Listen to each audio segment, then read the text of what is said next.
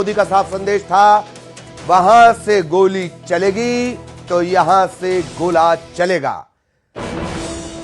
Operation सिंदूर को लेकर बड़ा अपडेट, बड़ा बयान, बड़ी खबर। ऑपरेशन सिंदूर से जुड़ी बड़ी खबर, प्रधानमंत्री मोदी का साफ संदेश था, वहां से गोली चलेगी तो यहां से गोला चलेगा।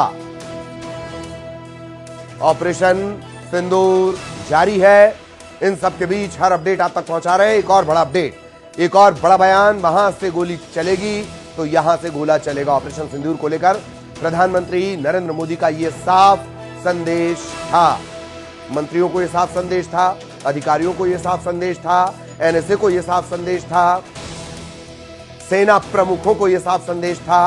वहां से चली गोली तो यहां से चलेगा गोला।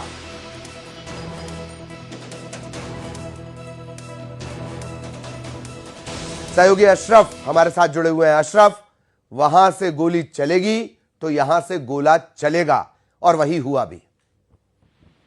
हाँ बिल्कुल ललित, ऐसा ही ऑपरेशन सिंदूर में हुआ कि जिस तरह से पाकिस्तान का मुंह तोड़ जवाब दिया गया है और जो पाकिस्तान में के अंदर और पाक अधिकृत कश्मीर में आतंकी जो ढांचे थे वो नेस्तनाबूद कर दिए गए। तो यहाँ का स्टैंड जो है सरकार का बहुत साफ है। अगर आप एक कदम चलेंगे तो हम आपके खिलाफ और ज्यादा भारी भरकम कदम चलकर हमला करेंगे।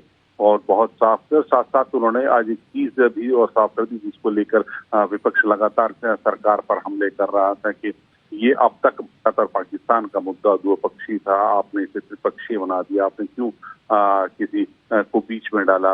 तो उस पर भी प्रधानमंत्री ने कहा कि ये मुद्दा दोनों का ही है, कोई इसमें तीसरा पक्ष साथ नहीं है।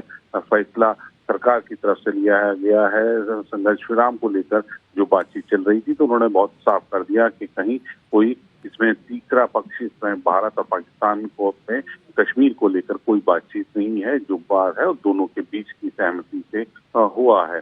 तो उन्होंने स्थिति साफ कर दी। लेकिन हाँ, एक चीज और बहुत साफ हो गई है ललित के प्रधानमंत्री की तरफ पहले ही जो सेना थी उनको खुली छूट थी, और अब तो प्रधानमंत्री ने अपने मुंह से कह दिया कि अगर आप एक गोली चलाएंगे तो हम गोला चला देंगे।